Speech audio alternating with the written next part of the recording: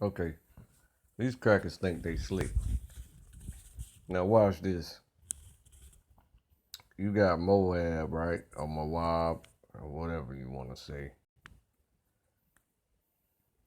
The definition of it, his name, is of his father. Everybody in the world knows that Moab is the son of Lot,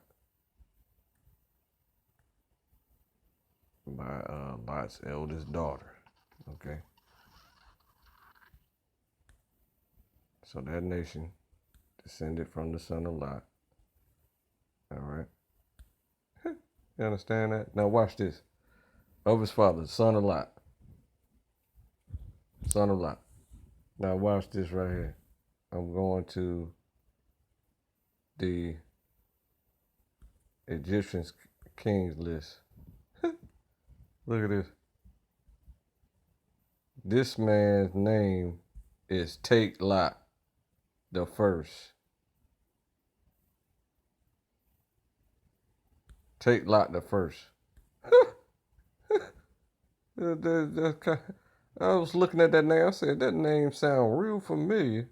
What the fuck are you saying? Because I like to look up the meanings of names anyway, right? I guarantee you that they mixed up the name to try to hide that he's the son of Lot right here. Take Lot. So he reigned. Let me read this right here. Hajepakur Septuagint.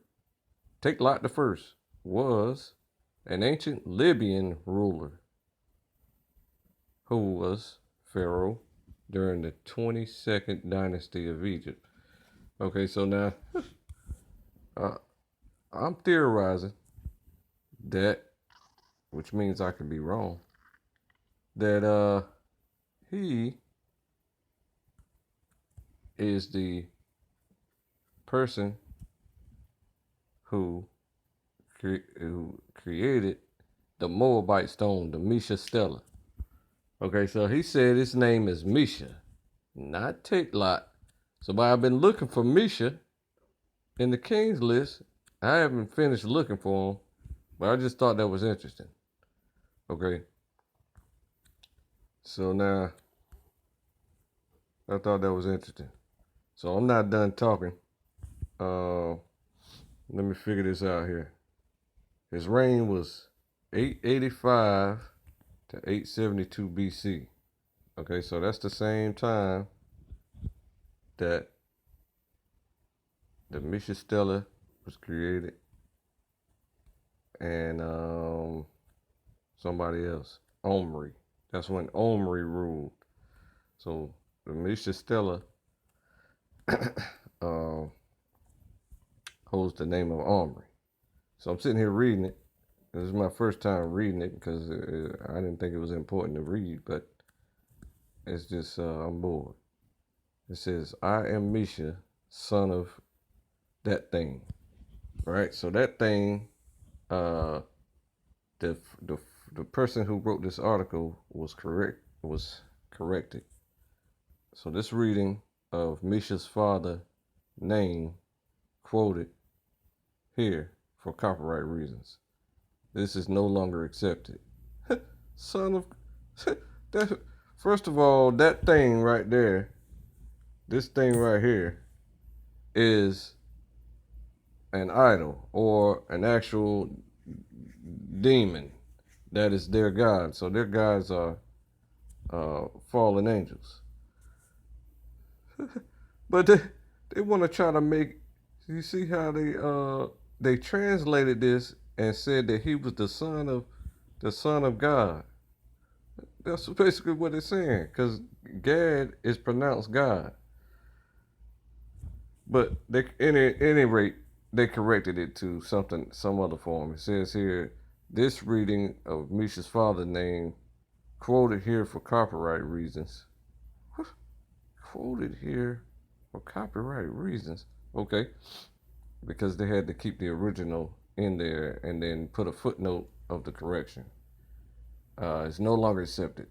In light of the El Karak inscription, the common reading is now Gimsit i.e. Kamosh Yit, or Yachty. Okay. According to H.L. Ginsburg, that sounds like an identity thief. Okay. The second element might be vocalized Yachty, short for Yatin, a verbal form derived from Shemitic root Newton, which means to give. So that thing, that's why I was looking up that thing's the meaning of that thing's name, and it's a fallen angel, obviously. Okay, C. William L. Reed and Fred V. Winnett, a fragment of an early Moabite inscription from Quran. Bulletin of the American Schools of Oriental Research, 172, 1973, page 8 and 228. All right, so now check this out. So when you go to the book, because the book is your compass, and then you look outside of the book for the earth opening its mouth to help Israel, the woman. So archaeology and all that stuff and all sciences are confirming Israel's rightful rulership of the earth. So the world powers were tricked into thinking that the identity thieves are the rightful rulers of the earth. So they placed them in power. They fabricated a atrocity in order to gain world sympathy for them, and then they botched up the hoax, and food and water could not reach certain locations, and many people died of starvation and cholera and waterborne polluted water type of situations. So that's what they're engineering over there in St. Louis. Hold on, what's the name? Ferguson. Okay, so they're trying to gain world sympathy for us by all the cop murders and things of this nature. But we don't need it. We don't want your world sympathy.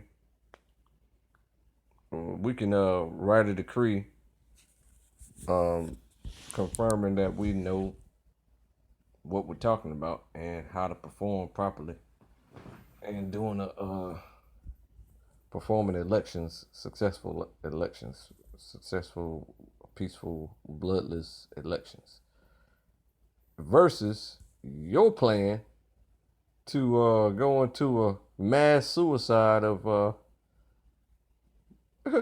trying to fight the Confederate world powers on foot with fire sticks and rocks.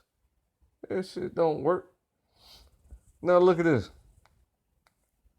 Omri reigned in 885.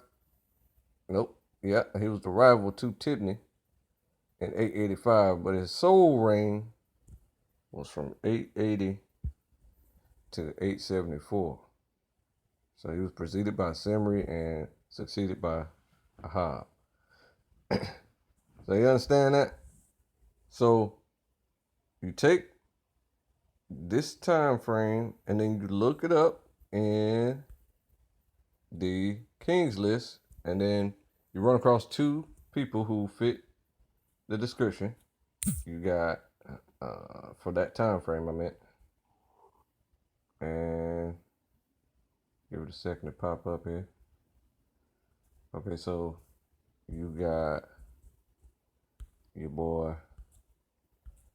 You should have just went straight to it, but it's off. Okay, so here we go. Bear with me a second. I gotta get back to take the lot. Okay, so it's two people. So the 880s BC is three people. Now that I'm looking at it clearly. Okay, so you got 880s. Okay, so he don't count. 880s don't count. That's too early. Then you got this guy reigned from 880 to 860, and then you got Takelot, who reigned from 885 to 872. Okay, so now check this out. Hekipsker Harces, an obscure rebel at Thebes, reigned from 880 to 860. So I haven't even checked him out yet. Well, I'm just trying to give you a little process here that you can do on your own time. Okay, so this person is viewed by the Egyptologist Kenneth Kitchen in his third intermediate period in Egypt to be both a high priest of Amun. Is that the sun? Amun. No, Amun is man. The high priest of man and the son of the high priest of man. Shoshank, one of the named pharaohs in the Bible. The archaeologists' evidence does suggest that he was indeed Shoshank's son. However, recent published studies by the German Egyptologist Carl Jansen Winkel in JEA 81, 1985, has demonstrated that all the monuments of the first king, Harces, show that he was never a high priest of man in his own right. Rather, both Harces A and his son, I'm not going to read all that, but these titles are what you would call in identity politics, right? They're called identity politics. So you got to understand identity politics. Whatever you choose to announce yourself as to your environment, to people in the world and everybody and people close to you is how you will be treated. So if you present yourself as a murderer to people, then you will be treated as a murderer, and there are consequences for that. Okay, so if you present yourself as a nation conqueror, okay, which is when you do it unjustly, it is illegal in the Bible. You understand? So you'll be treated as such. If you present yourself as a thief, then there's consequences for that. If you present yourself as a king or a priest of man, like this guy does, he's a high priest of man, but Harces said he was never high priest of man. Okay, so you understand that?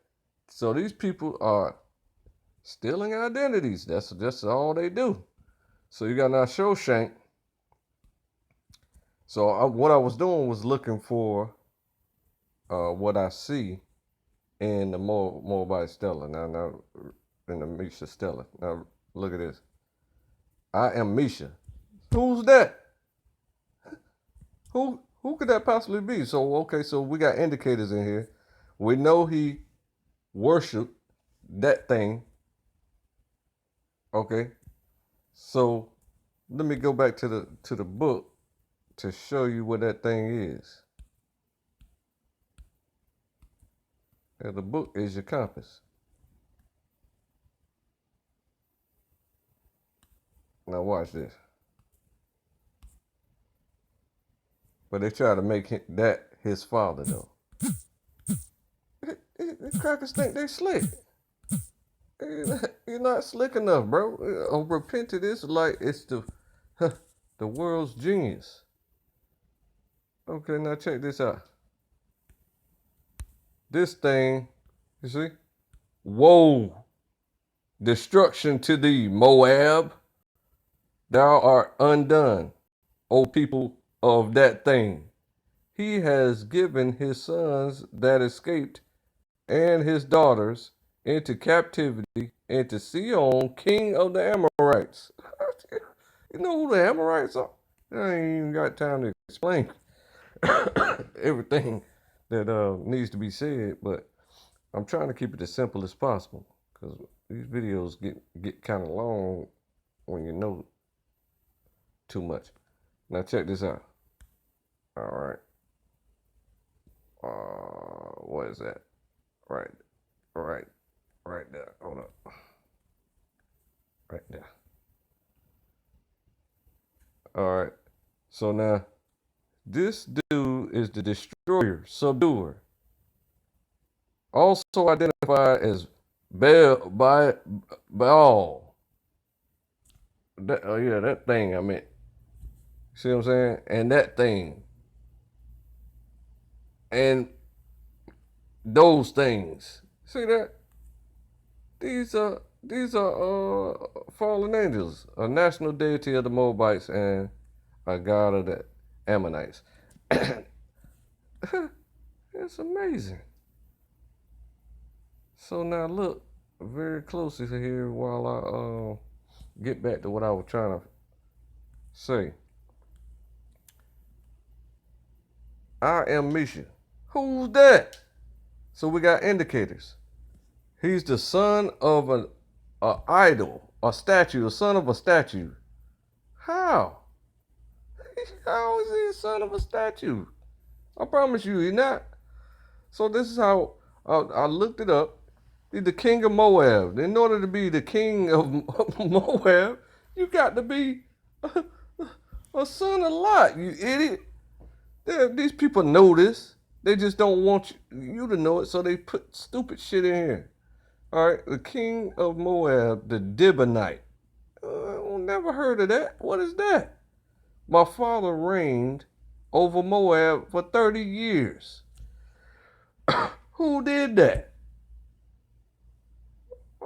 Okay, let me go look at this king's list here. 30 years, huh? Who did it? What I'm trying to tell you.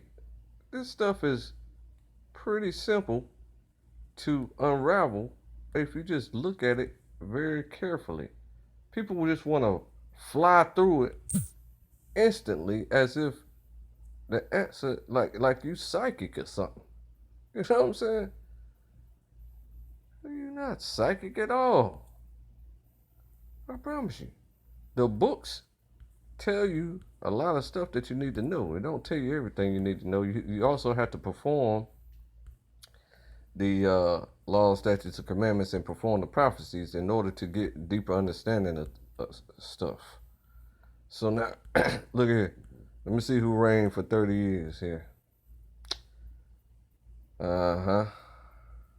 Look like we got a culprit. Look like we got a culprit right here. This guy, User Matri. User Matri, huh? Setim Pinamun Osor Khan the second. Okay. Son of Take Lot. I just told you that Take Lot real name is son of Lot. Or from Lot. Or from his father. That's what that means, Take Lot. So we got three people to look at here. We got this Harcees guy, an obscure rebel at Thieves, Take Lot, and the son of Take Lot. So now, which one of these clowns wrote the Mesha Stela? All right. Well, you'll find out in the next episode of Real Shit.